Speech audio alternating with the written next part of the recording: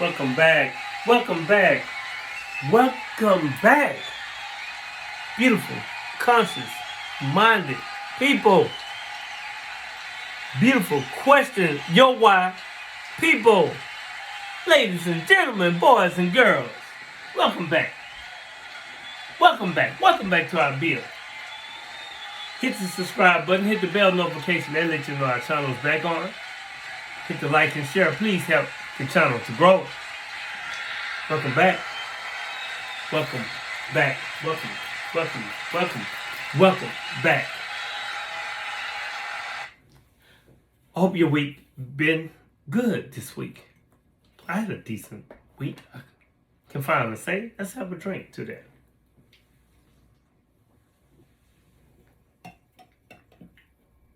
Welcome back. Get comfortable. Hit the subscribe button. Hit the like and share. And if you like the video and if the bill is teaching you something, share it. And if you need to teach me something, share it. Today, bill is properly entitled, I have come to a frightening conclusion. You see, the only way I know is to stand on truth. Because there's nowhere else to sit. So I stand on truth because there's nowhere else to sit. And I have come to a frightening conclusion that I am the decisive element.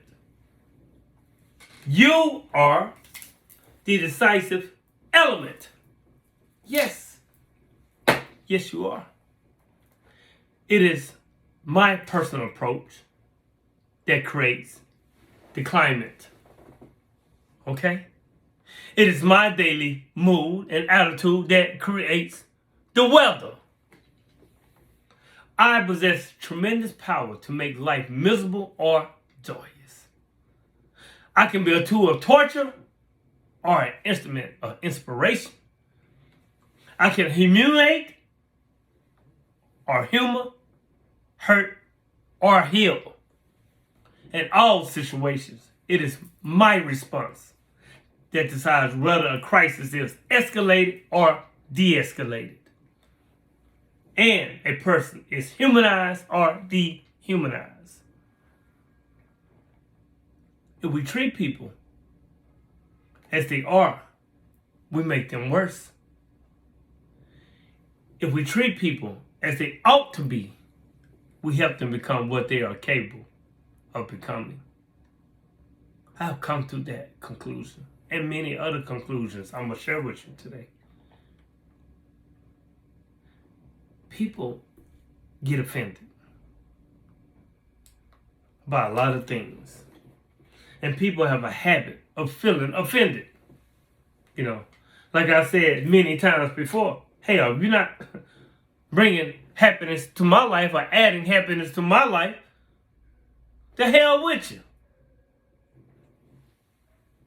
But people spend most of their life feeling offended by what someone did to them. And the surprising revelation I'm about to give you is going to change your life. Guess what? Peep game. No one has offended you. A gun. No one has offended you. No one has offended you. Yeah, that's real talk. It's your expectations of what you expected from those people that hurt you. And the expectations were and are created by your thoughts. But guess what? Peep game. They're not real. Fake expectations appearing real keep you in fear. They're imaginary. And if you expect, when you were a child, for your parents to give you more love, or they should have gave you more love, and they didn't, you didn't have to feel offended. Real talk. It's your expectations of what an ideal mother or father should do with you if you feel like you were violated. Again, it's your expectation of what an ideal mother, father should do with you that were violated. Your ideals are what hurt you. And if you expected your partner to react one way or another and they didn't, wow, your partner hasn't done anything to you. It's the difference between the attention you expected that will have with you and the ones it actually had. The ones that truly hurt you. Again, that's in your imagination. You angry at God? Huh? You angry at God? It's your beliefs of what God should do to hurt you. God never offends or harms anyone. It's your imagination again. A habit that requires all your parts to function.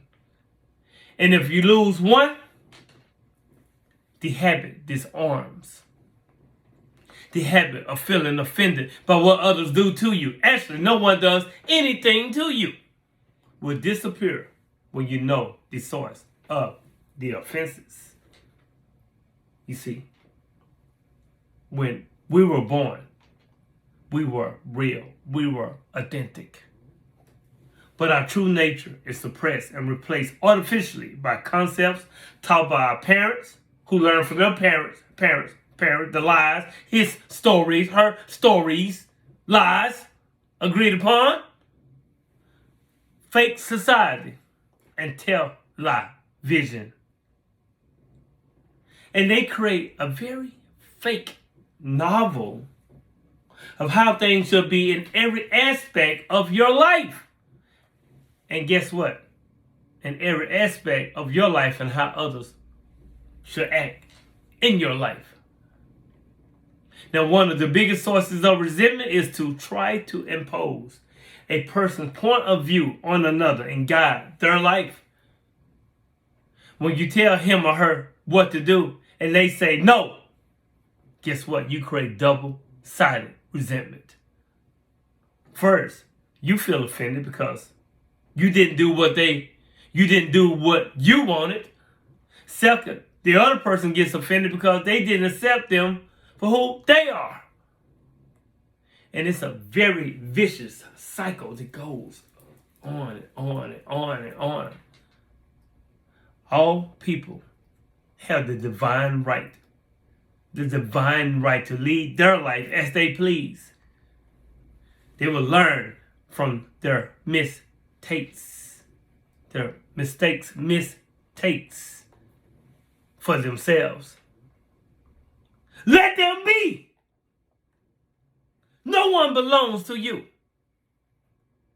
People are like a cantankerous, countless river, and every attempt to catch them will get you hurt.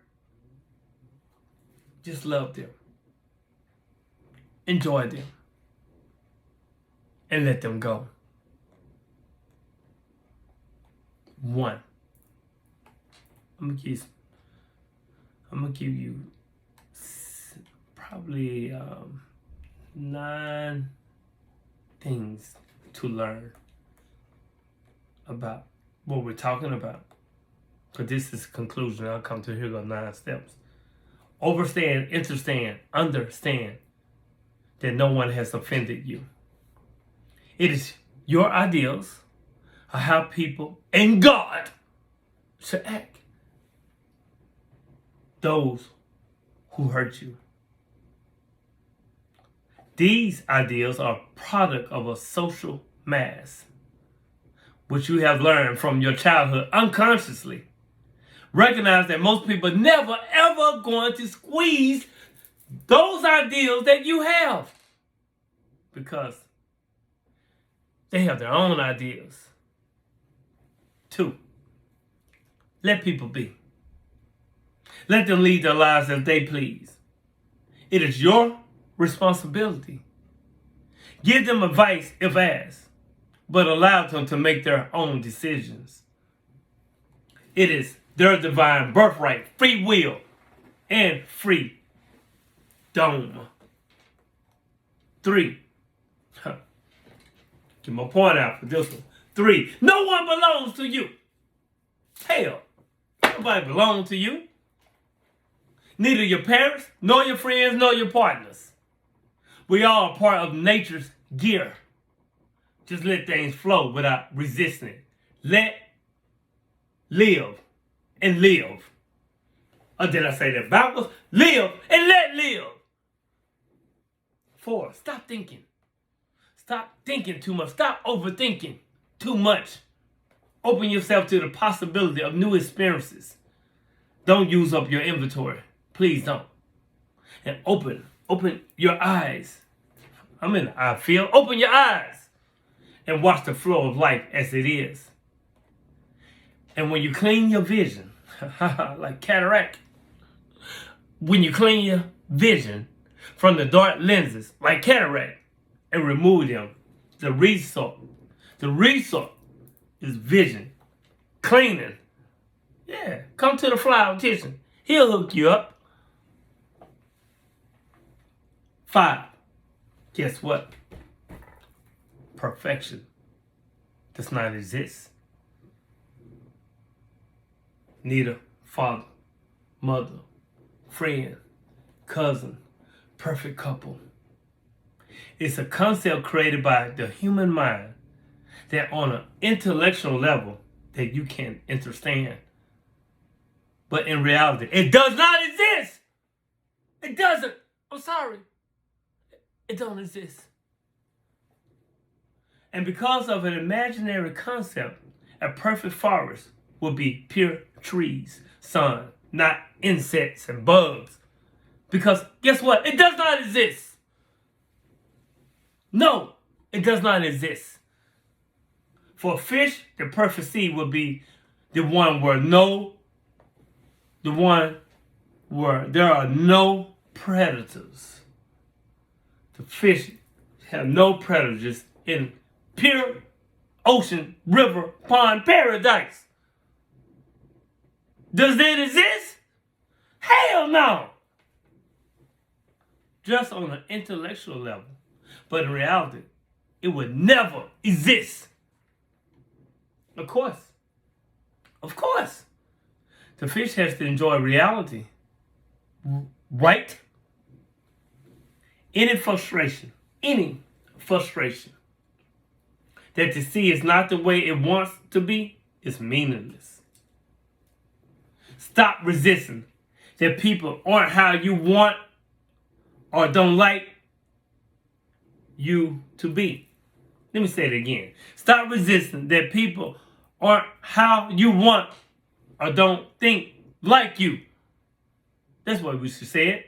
Stop resisting that people aren't how you want or don't think like you. Accept people as the fish accept the sea and love them as they are. Number 6, enjoy life.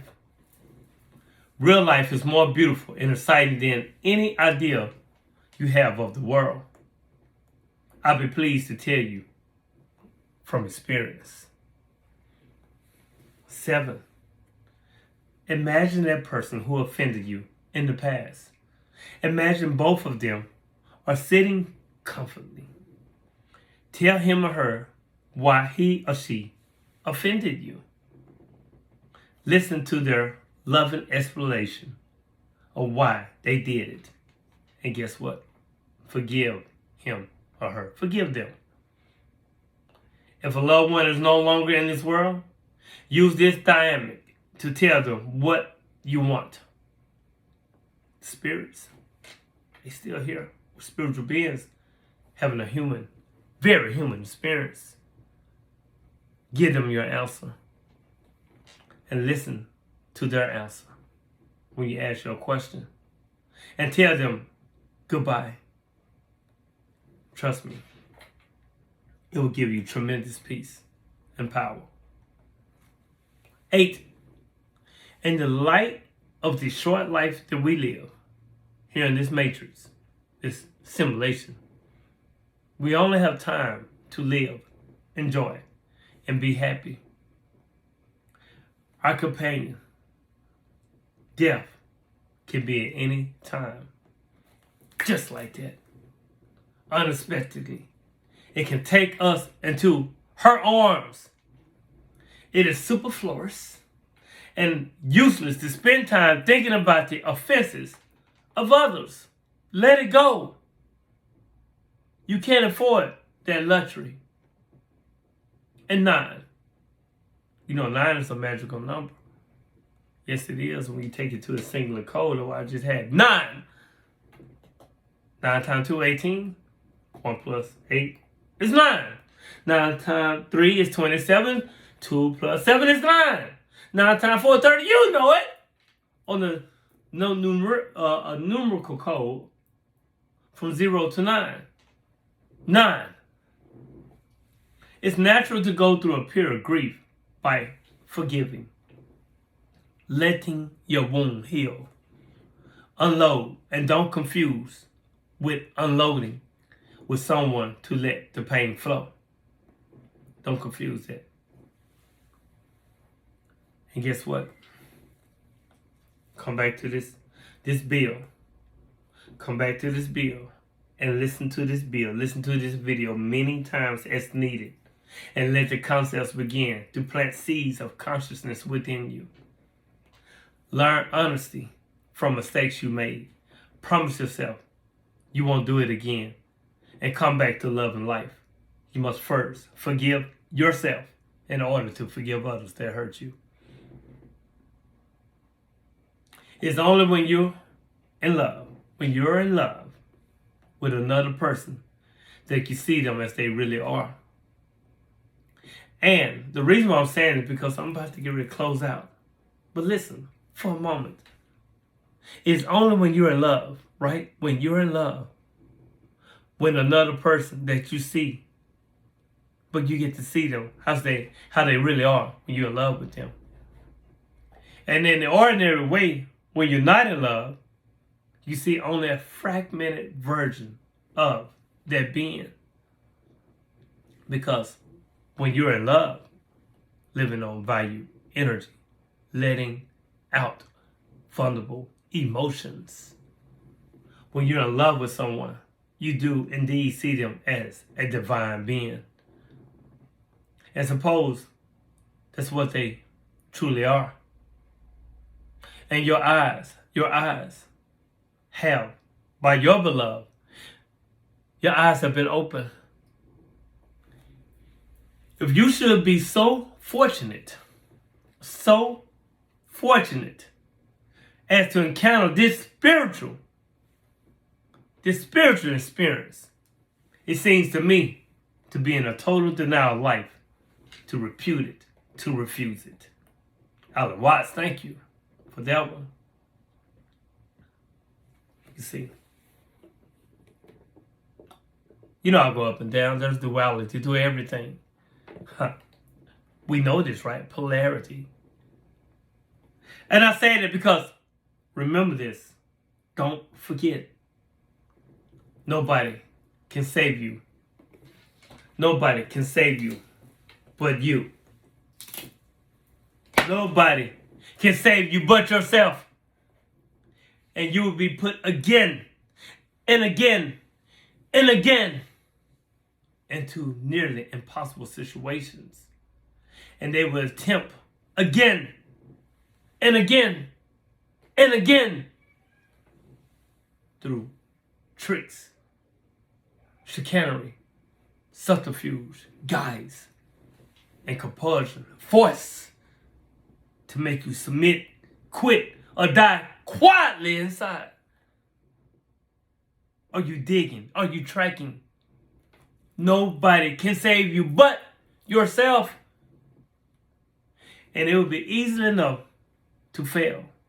So very easily. So very easy to fail. But don't! Don't. Do not just watch them. Listen to them. And ask this question to yourself. Do you want to be like that? A faceless, mindless, heartless being? Question mark. Do you want to experience death before death? Nobody can save you but yourself. And guess what, people? Beautiful people. You are worth saving. It's a war. It's a war. I promise, it's a war that's not easily won. But if anything worth winning, guess what? Then this is it. Think about it. Think about saving yourself. I have come to a conclusion. Only God can see God. So, if man is to see God, he must become God. Man becomes God, and God becomes man. It's no big deal. Trust me, it's not. If you made it this far in our inspirational Minutes with David, or double take the modern day hit, do you know him? Hit the subscribe button, hit the bell notifications, and let you know that the channel is on. And know that if I love myself, I love you. If you love you, I love myself. I leave you in peace. Positive energy. Always create evolution. I love you. I love you in truth. In truth. Until next time, peace.